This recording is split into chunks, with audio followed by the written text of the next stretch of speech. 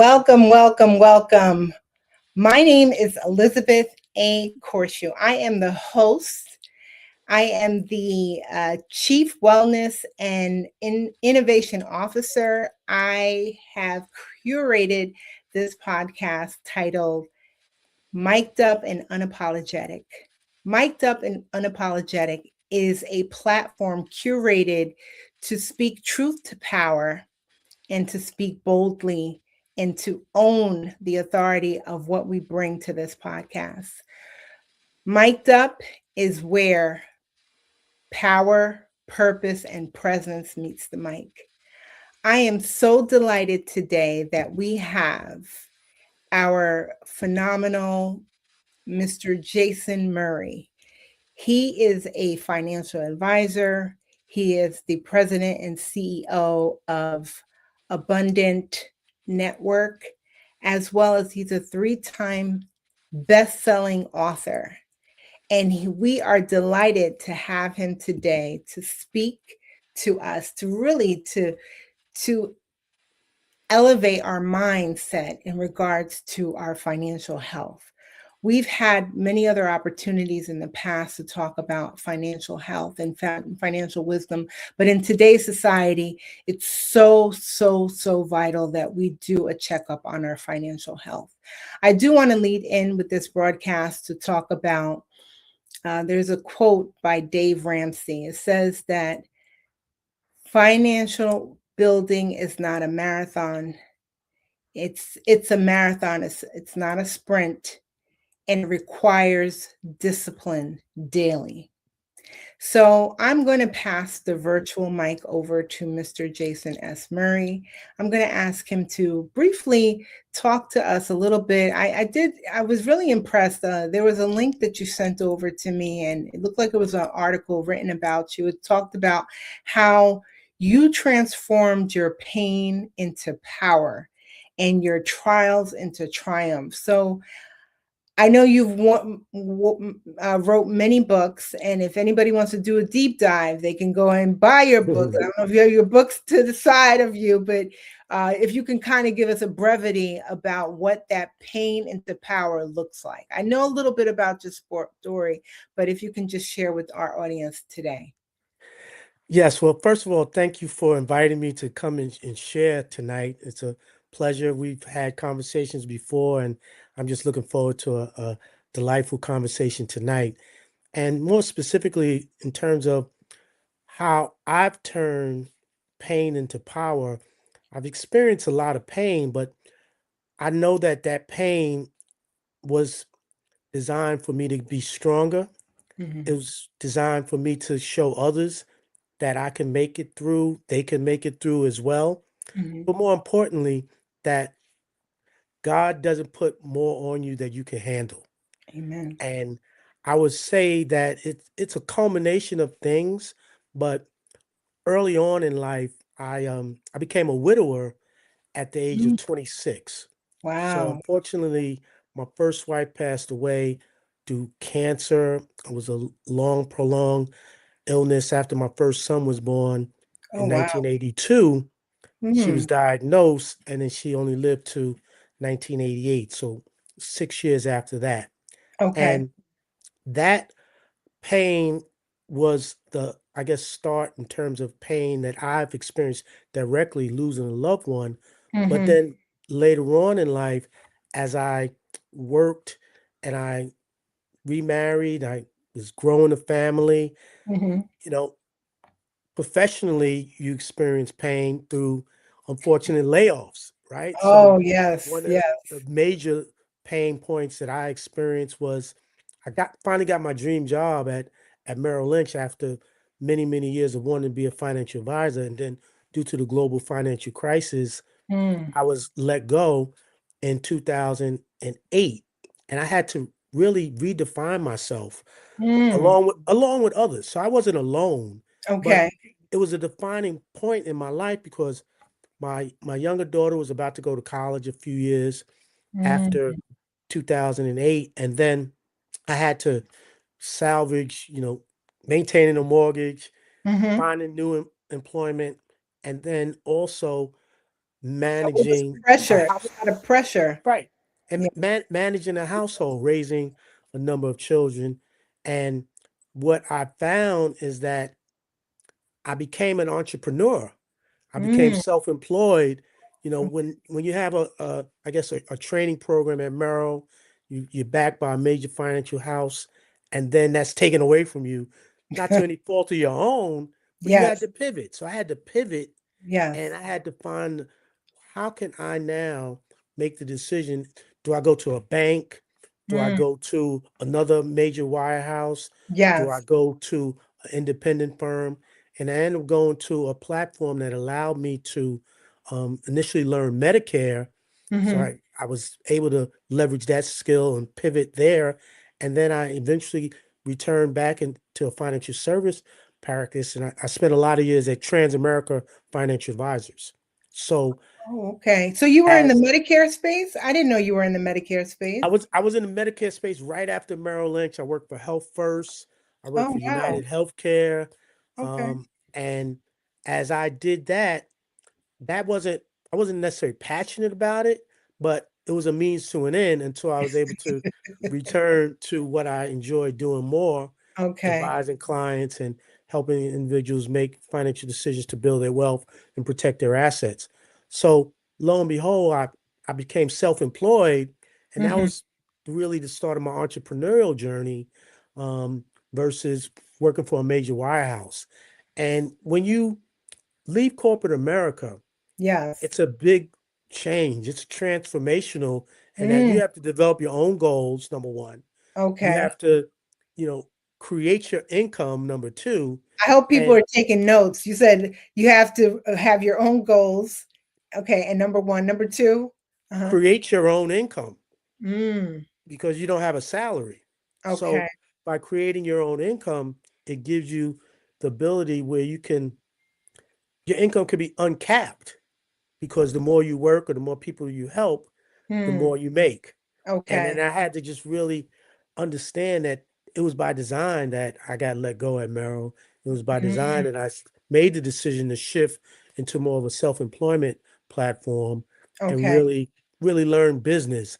And then additionally, I've been a leader all my life. So that platform at Transamerican Financial Advisors was building teams and focusing on how can you grow, not by being an individual producer, but also by motivating others and empowering others to come into business with you and help them get started in business as well. So that was a powerful testament for me, in my opinion, that despite obstacles, despite adversity, Hmm. you can still move forward. You can Okay. still move forward. Well, congratulations. My hats go off to you. That's not an easy feat. You know, a lot of people say they want to be entrepreneurs, but they don't understand the commitment that it takes. So you were really a whole Les Brown and John Hope Bryant all wrapped into one, because you said you're a leader, you finance guy and things like that. But that's wonderful. So moving into the next question, which the topic of today is really um, legacy is a strategy, not a dream. So, in defining your legacy, when you say legacy is a strategy, not a dream, what does legacy truly mean to you and personally, from a personal standpoint and a professional standpoint? What does legacy mean to you? Well, I believe legacy is ever evolving, and my Mhm. legacy is certainly ever evolving. So, from the standpoint of personally, I've raised six children, Mm. um, and out of those six children, my wife and I have 11 grandchildren, right? Wow. So, That's from a wonderful. standpoint of legacy, when you um, raise a family, but you teach them now how to raise a family and Mhm. teach them how to be independent, Yes. and also then now have people who are dependent on them, and Mhm. then they can be successful in that role. That's Yes. part of your legacy from a personal standpoint of view, as Yes. well, being able to pass down the right type of ethics, the right type of habits that can help them be good parents. I believe Mhm. that that's very, very, very critical. And then Mhm. I will say, and we're very necessarily proud of it. Out of the 6 children that my wife and I have raised, 4 of Mhm. them are homeowners, Oh, right? So wonderful. they watch their parents work. They watch us manage Mhm. our household despite obstacles in our way. We Yes. have maintained our household for 30 some odd years, and now they're Yes. doing the same thing as they're raising their children. So personally, just being able to set an example for your children as well as your community is part of your legacy. And the people that you mentor, I've mentored a number of individuals in through National Sales Network. Also, I'm a member of the Association of African American Financial Advisors. So I mentor junior sales professionals and junior financial advisors. So that's part of my legacy to show that other individuals who come behind me Mhm. can learn from me, learn from my example. And I guess that's Wow. also correlated to business from a business standpoint. Mhm. The individuals who have come into business with me and gone on to be successful, they may not be at the same company that I'm currently at now, but they're Yeah. still in business and they're still thriving. And through my tutelage and helping them understand how to prospect, how to do a successful discovery call meeting, how to set goals for themselves and how to exceed those goals, Yes. knowing that if you don't, you might not pay your mortgage or you might not pay your bills. So that Yes. skill set has to be developed within the Mhm. individuals if they want to sustain themselves as an entrepreneur.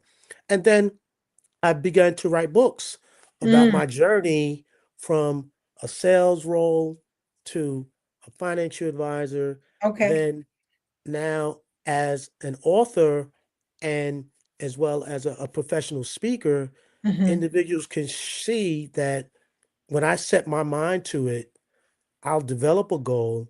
But not only do I develop a goal, I'll put a plan in action to meet that goal. And Yeah. then, despite whatever obstacles might come in my way, I'm going to succeed. And Okay. that's been the story of my life. So I think that that's a legacy and it's evolving because I'm not done yet. When I say I'm not done yet, I'm still in business. There's Yes. still projects that I look to adhere to. You Mhm. know, one of the areas that I'm very passionate about, and that's NIL, student athletes who now have the capability of earning money through their name, image, and likeness. And Okay. as I am, and you hear me say it a lot of times when I'm on these types of interviews, is I want to empower the next generation of entrepreneurs. Okay. All right. And by me empowering the next generation of entrepreneurs, that's still building my ever evolving legacy. And student Mm. athletes is a targeted area um, that I believe can benefit from the information I can share from a financial standpoint, from a Mhm. marketing standpoint, but more importantly, building their intellectual property. Yes. So the Yes. contents of my books, the first book, Faith Plus Purpose Equal Legacy, encouraging our children to become entrepreneurs, Yes. showing the intersection between fatherhood and entrepreneurship and Mhm. how giving our young people, young, our children, an example that you can make it as an option. We keep more Yes. fathers in the household. We can Yes. strengthen our communities through entrepreneurship education. And then my third book, the 7 strategies to successfully transition from employee to entrepreneur, was a follow-up to that first book, and Mhm. that was more comprehensive. So as the contents of my book are pretty much the story of my life Yes. and how I've made it through the different channels of sales, professional, financial advisor, You navigated self-employed entrepreneur. all those deep waters, deep layers. Ex- Yes. ex- Exactly. And then the second book that I wrote, I was a co-author of that book, Our Stories, Our Voices, Black Men Speak Their Truth. Mm. And my chapter was on success principles. So it relates to my mentoring those junior sales professionals, those Okay. junior financial advisors, and how mentorship, because the path to my success was paved by individuals who came before me. Mm. Okay. Reginald Lewis, when I read his book, you know, why should white guys have all the fun? That gave me that notion that, yeah, why should only white guys have a little fun? We could Yes, be yes, yes, having fun too, and we can develop yes, businesses and yes, create conglomerates. It's in our blood, kings and queens from the motherland. We correct. have that. When we Mm-hmm. came or when we were brought to this country, we were Yes, stripped of a lot of things. But those yes. of us who were able to understand what our ancestors have done and have contributed to our success, we've got to now pave the way for others. So that's why I'm so very passionate about empowering the next generation of entrepreneurs, because the path to my success have been paved by others. Yeah, and I keep hearing the theme of success, success. Even as you were speaking, you said even in the midst of your pivots, you said I'm going to be successful. That in itself was a whole affirmation. You said I am going to be successful. No ands, ifs, or buts about it. So then, leading into discovering your legacy, how does someone identify, like how did you identify what your legacy was meant to be? Or is it discovered, is it designed, is it developed? Like for you, like did it just, was it an aha moment? How did you know that you were building legacy in the midst of doing it? Well, I'll tell you this, as I mentioned, I've had mentors throughout my career, and Hmm. one of my mentors who is someone who's very much an advocate on like living your life on purpose, a Okay. gentleman by the name of Jeff Levitan. Mhm. Okay. And Jeff Levitan is someone who I admire tremendously. He's been a mentor to me as well as others in the financial service industry. And where his focus to encourage people to live their life on purpose, he gave us courses and he gave us different segments to really follow as how if you do this and you take introspection of Mhm. where it is that you want to go, what it is that is going to be your eulogy. So Mm. thinking further along in life as to Mhm. when after you close your eyes, well, Yes, what did Jason S. Murray accomplish? yes. And you got to plan that out. So Mhm. as you have an evolving legacy and you plan for the Yes. future through certain milestones in your 30s, your 40s, your Mhm. 50s, your Mhm. 60s, your Mhm. 70s, 80s, and 90s. And the fact that we Yeah. are living longer, that gives you the capability to say, Yes. I can live to 90 and 95 if I plan it right, if I Yes. take good care of myself too. Or even to 100. My mother's best friend, my auntie, she's 98. She said, I want to see 3 digits. And I believe she will. So you're right. You're right. Right. So Jeff, his mentorship and his tutelage in terms of living your life on purpose, it gave me the ability to take introspection of, all Mm, right, is Jason Murray going to, you know, work for someone else? No, he hasn't been working for someone else for quite a while. He's working mhm, for himself. Now, is Jason Murray going to help others do the same? Yes, that's been what he's passionate about and what he's been successful in doing. mhm. Now, is Jason Murray going to take his God-given talent and expand upon that? So when Okay. I started writing my books, it just let me know that this is where I need to be. And then as I become more of a professional speaker and as I get invited to do keynote addresses or facilitate workshops or be a guest on podcasts, my speaking and my articulation of my thoughts and my articulation of my goals and my aspirations to help and empower others, Mhm. that's developing more of my influence to make a difference, not just in my own family, not Yeah. just in my own community, but nationally. Mhm, You follow mhm. what I'm saying? So Yes. as I'm developing who I am, I'm living my life on purpose, and it's all coming into fruition based on the things that I planned and the things that I look to do continually. Okay. Thank you for that, and elaborating in that. So leading into the next question, I believe you're from the Bronx, right? I Bronx, New York. am. I Okay. am. So the next question is talking about building from the bottom. So I think about the song by Fat Joe. It said, we started from the bottom, now we're here. So from starting with little to no financial foundation, how does one begin building their legacy from the ground up?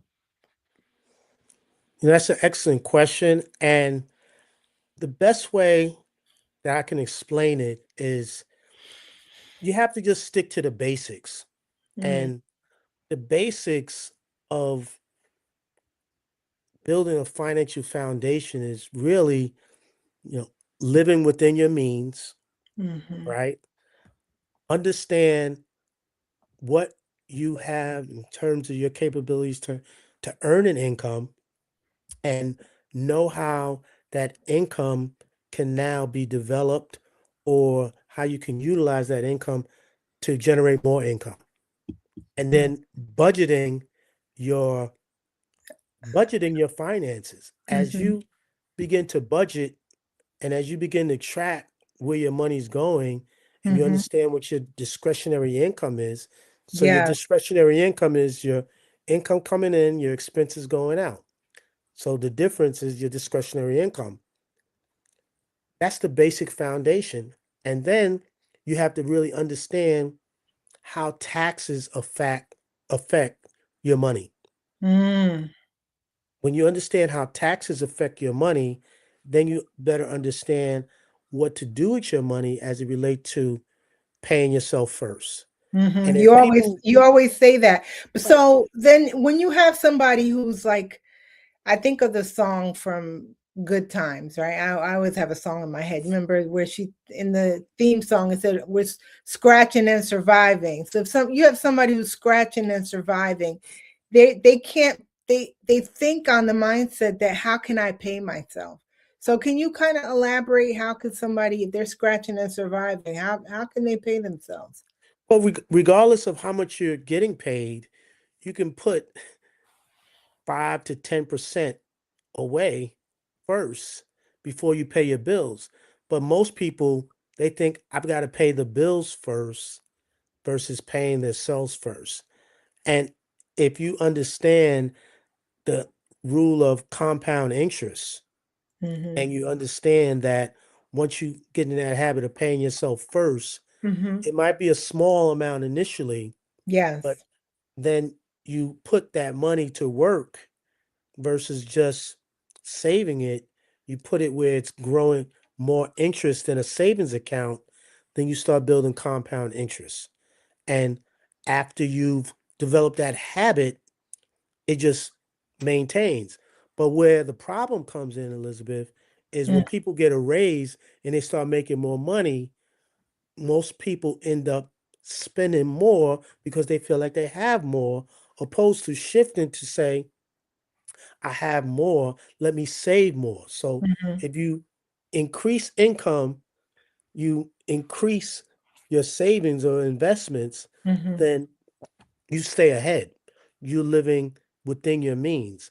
But unfortunately, we've been programmed into get credit, and there's good credit and there's bad credit. But if we don't utilize it or manipulate it, you know, you can't benefit from good credit.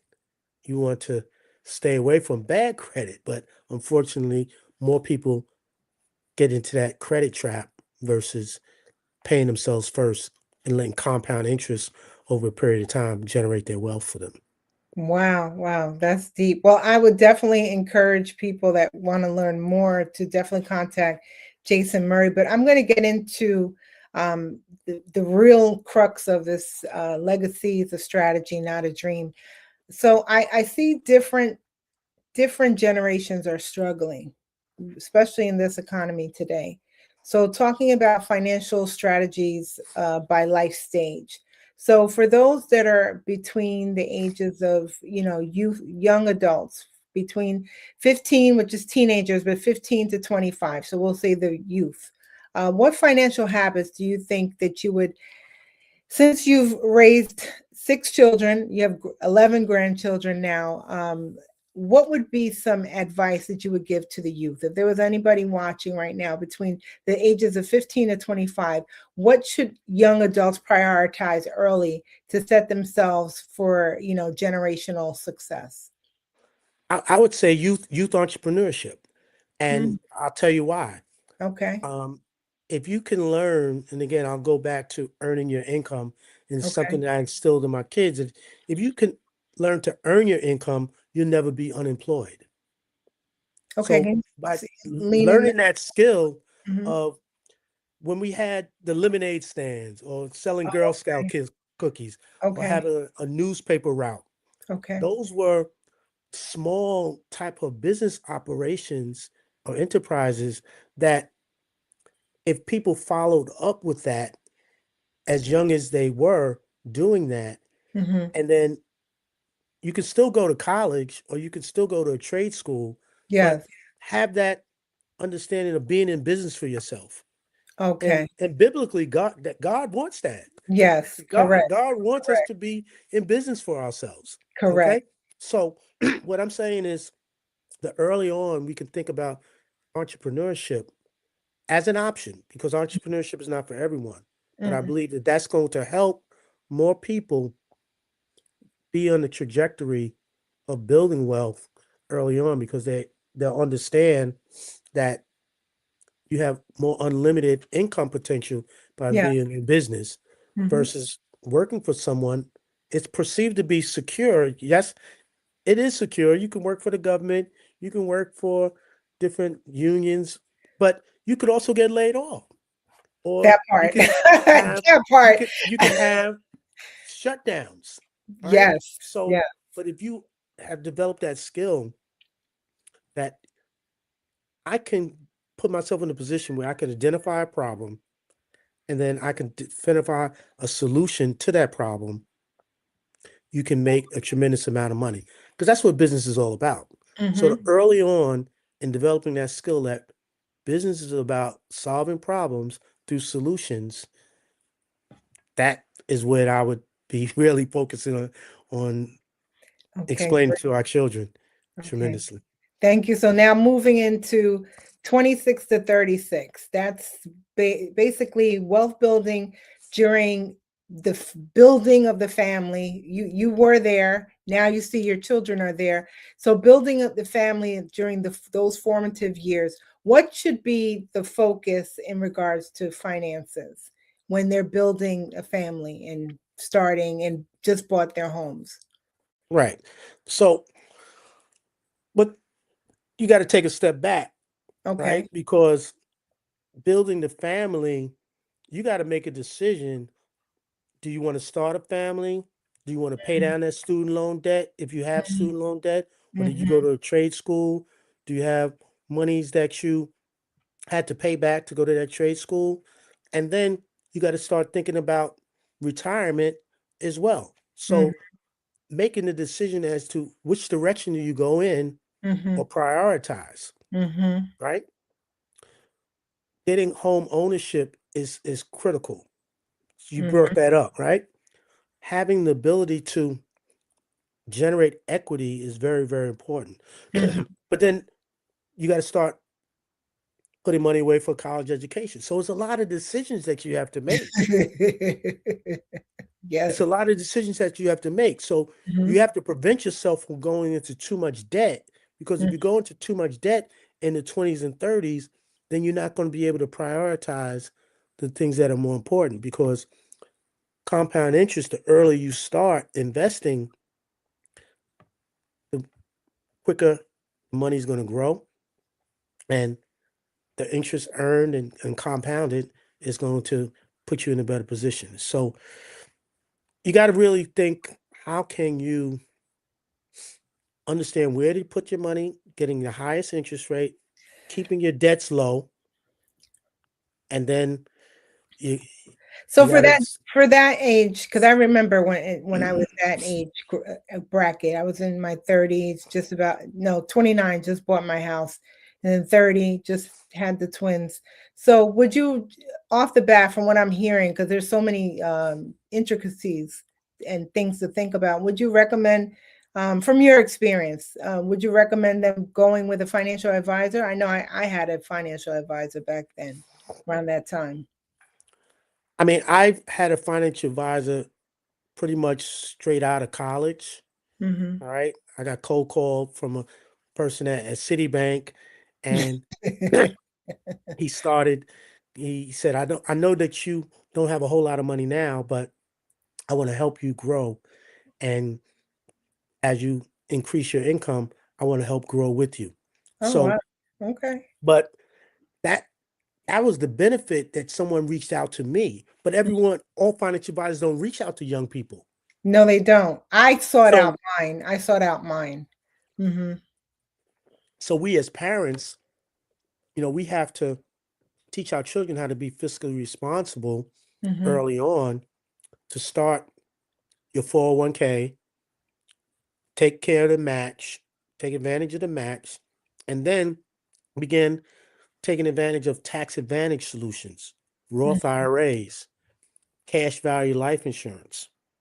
All right. So the sooner you can start tax advantage solutions into your financial foundation, the better you're going to be. Mm-hmm. And, speaking of that, I know sometimes people say, well, if someone's single with no dependents, they don't need necessarily to take out life insurance. I don't agree with that.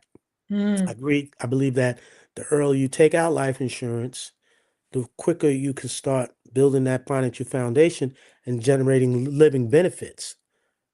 You don't have to necessarily take out life insurance for your death. You take out life insurance for the cash value buildup through living benefits. Well, that's how some other cultures do it as well, and they do that from the time the child is born. So yes, totally understand. So then the next bracket, because I want to hit just in case people are watching. So 37 to 47, there's a financial shift there. Their strategy is their peak earning years. So what would you recommend between 37, 47 age? Well, Same thing? if you haven't developed a business, I would recommend looking into real estate investments.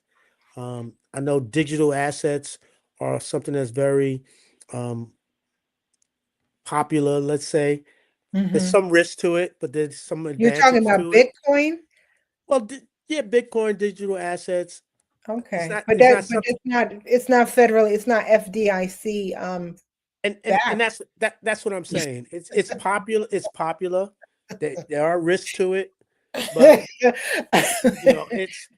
it's what individuals in their 20s and 30s and 40s, that's what they feel is God going to bless. be That's like gambling productive for for them. me. For me personally, that I feel like that's gambling my money. But I but mean, you heard it. But you heard it from Jason Murray. If that's what you there's been a shift. It's not something that I'm necessarily promote myself, because in my platform we don't necessarily have that. But like. you ask for recommendations or suggestions, and it's you have different alternative investments that give you the capability to take advantage of, again, now keep reiterating, tax advantage solutions. Okay, so when you look at real estate investments and you look at anything that's going to have appreciable assets versus depreciable assets, those are the things that you want to look for when you're in those peak earning years. You want to be able to take advantage of that, Hmm. and you want to be able to understand how taxes affect your income and where you put your money to pay your taxes on as little as income as possible. And that's Mm. how people maintain their wealth. You have to pay taxes, but if you're Yes. paying taxes on the smallest amount of income and then let that income grow exponentially, Yes. that's how you keep more of the money in your household Mm. versus giving more of the money to the government. So, for Mm. example, W-2 employees pay more taxes than pretty much everyone, Yes. Hmm. right? So that's where being an employee only for your entire life, that's just a disadvantage. It is. You're Yeah. capped on how much you can make. Yeah. Yeah. Yeah, and you're taxed the most. So you're taxed the that's most. just, So moving into age bracket 48 to 58. This is my age bracket. So when that's the most critical financial adjustments that need to be made because that bracket is getting closer to retirement. So what do you recommend? I kind of did some stuff over the weekend I was reviewing, but I want to hear what you have to say. What do you well, recommend? you got to shore up your estate planning. Mhm. Um, you have to make sure that the assets that you do have are properly protected. If there's a necessity for trust to be in place, you want to make sure your healthcare proxies are in place. You want to make sure that as you're getting older, potentially healthcare costs may escalate. So, Mm, are you properly prepared for that? okay. Do you have the proper long-term care insurance needed? Because if you know that after you turn 65 and you go into Medicare, Medicare won't pay for everything. Mm-mm. So the time that you need to begin preparing for that is before 65. Mm, And you need to make sure that you can qualify for it and then it's affordable for you. correct. All right. So Mhm. these are the types of things that you have to start thinking about. You have to start thinking about, well, when I do retire, where do I want to live? Do I want to downsize? You know, you want to plan for that before you get to that age. So Mhm. in your 40s and your 50s, in my opinion, you want to start thinking about that then and how you can leverage your financial resources to maximize further growth and see what other investments or alternative investments may be available for you to do that and to do so. Okay. And then, so those that are sitting in their sweet 60 and beyond, what, what do you recommend for that group, that generation group, to how to preserve their wealth or protect their assets or intentionally transfer their legacy? Like, what would you recommend for that Well, age if you don't have a pension, right, then you want to begin to thinking about, well, what's going to be my income stream aside from Social Security, right? Because we know that Social Security is not going to be enough to sustain your lifestyle when you start working. bracket? So if you don't necessarily have a pension, there are vehicles that you can take and invest in that can generate an income stream for the rest of your life. All Mm. right. So those types of things would be where I would say you want to put a portion of your assets in those type of income producing, sustainable lifetime income for the rest of your life. So what would be an example for if for just Yeah. roughly? So there's different types of vehicles, fixed fixed index annuities, variable annuities, RILAs, registered index linked annuities. Those are some examples that come to mind. Okay, okay. And so thinking about low risk wealth building, somebody who wants to build wealth, but they're not a big gambler. When I say gambler, they're not risk takers. So what would be some ideas or thoughts, recommendations in regards to those that want to build strong wealth habits, but don't want the excessive risk? In index funds, I would say you can't go wrong in that regard. Is that the Um, SP 500 that well, everybody's talking there's a variety of indexes. about? Okay. The S&P 500 is one of them. You have the Russell 2000, the Nasdaq 100. You have some international indexes. There are a variety of indexes, but just the concept of index funds, when you talk about low risk, when you're looking at the performance of an index versus an individual stock or Okay. uh, mutual funds. Mutual funds do offer diversification, but index funds over a period of time, the performance of those indexes have done extremely well and a lot of times have outperformed outperform the market. Okay. Okay. So would you recommend that those that are watching Catch the Replay or anybody in general, if you, being that you've had either your experience, you've been mentored, you've been a national speaker, author, all of these great things, just like a physician is recommended for the physical health, would you recommend people to go with getting a financial advisor for their financial health? Oh, absolutely. Financial planning is key. And it's studies that show that individuals who have a financial advisor or focus on a financial plan Mhm. have done better in their wealth building strategies than others who haven't. Now, some people have a skill set and they're able to do it alone, Mhm. right? But a lot of times they've been taught by someone.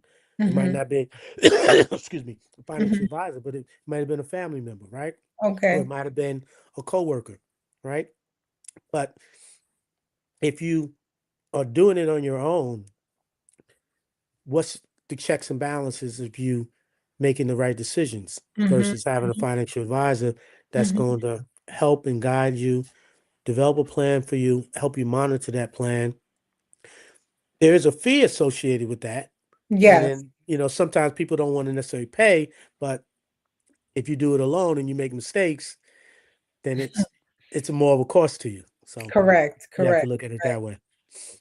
So, giving hope for the hopeless. What would you say to someone that is struggling with drowning in debt, struggling with credit debt, feeling hopeless in regards to their financial future? What would you recommend to them? Well, I guess from a behavioral standpoint, we got to understand how did they get in that position, Mm, right? Because if you don't take introspection, you can give them advice, but hmm. if they don't understand how they got in that position initially, Okay, then they're going to do the same thing. over and over. It may be a temporary fix. So, Hmm. from a behavioral standpoint, you got to take introspection and understand, well, how did someone get in this position? Okay. Then we can then begin to shift habits. If we could identify what habits that they have, let's shift those habits.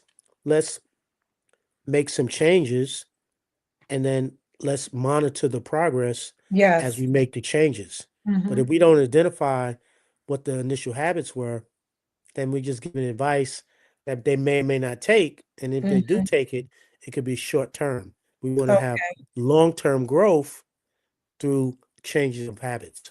Okay. Okay. So what I usually do at the end of, I thank you for all the wonderful nuggets that you shared with us tonight in regards to building your legacy is a strategy, not a dream. And if there's anything further that you'd like to get from Jason, he's always available. But what I like to do is I like to close out with what I call a rapid fire session. And basically, I give you one or two words, and you tell me which direction you'd go. Do you do Okay. you know, have you done this before? I believe so, but Okay, I'm open. I'm open. okay. I'm sorry to put you on the spot, but try your best. You said Okay. you said I am successful, so I'm pretty sure you'll be successful with this. So, first thing that comes to your mind. Don't overthink. I tell you one or two words. You go with the first thing that comes to your mind in regards to, um, which one would you choose? So, wealth or freedom? Freedom, Okay, you about to say something else. Legacy or luxury? legacy, Okay. Risk or patience? risk, Credit score or cash flow? cash flow, Invest early or invest aggressively? invest early, One word that defines legacy.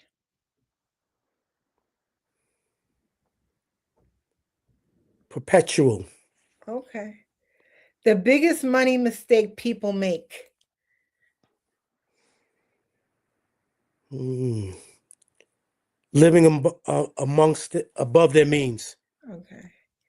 The most powerful wealth habit.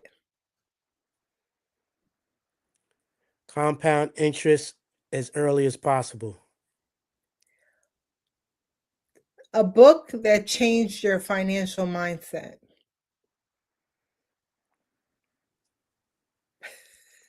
Yep. Why should only white guys have all the fun? Yes. Millionaire mindset in one sentence.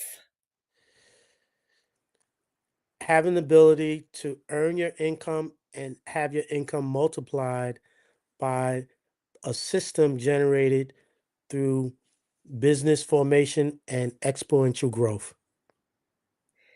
Discipline or motivation. Motivation. Asset or liability most people misunderstand. What is an asset or liability most people misunderstand? Insurance. Build business or invest in the market. Build business. First step for someone drowning in debt. Introspection. Understand why. Yep. What age should someone start thinking about legacy? As a teenager. Money can't buy. Money can buy. You say money can't buy? Can't buy. I have an answer, but I'll wait to see what you'll say. I'll Money can't buy love. Okay, I was gonna say money can't buy peace. Generational wealth requires blank. Understanding of financial principles. The true definition of rich. When your money is working for you while you're sleeping. One habit every 20-year-old needs.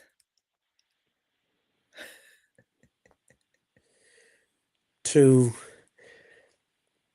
understand the importance of getting a solid education and understanding to start early in their life's journeys. And then this is the last one. You're off the hook. Finish this. Legacy is. Legacy is everything. Wonderful, wonderful. Well, we're gonna clap it up for Jay. I saw you. I saw Pearl sweat. We're gonna give him applause. That was good. That was good. But is there anything else before we close out the broadcast tonight? I thank you so much for taking this time, for educating and edifying us with all that financial wisdom. But is there any upcoming events that you have coming up that you'd like to invite people to, or any recent books that you're about to publish? Well, I'm going to be part of a 4-part series in Englewood, New Jersey at the Sherman Center. It's geared towards helping men who are suffering from grieving. And I'm going to be discussing how to develop your financial health while grieving. And that's going to be at the Sherman Center in Englewood, New Jersey. The first session is going to be March 7th. And I'm excited about it. I've been invited to speak, and it's going to be a 4-part series. And again, as I mentioned, the pain that I experienced early on in life, I'll be able to share my story with individuals, but more importantly, show them that you can get or overcome your grieving. But as you're doing that, managing your financial health is going to be beneficial, because you could fall into detrimental traps or detrimental habits if you're grieving because you're in pain. So how can we get through that? Oh, that's good. That's good. Well, thank you so much. This ends our broadcast for tonight. And tune in and definitely hit the subscribe button for Mic'd Up and Unapologetic. Thank you so much, Jason. And thank you, Elizabeth. It's a pleasure. Pleasure is mine as well. Take care. Bye-bye. Bye-bye.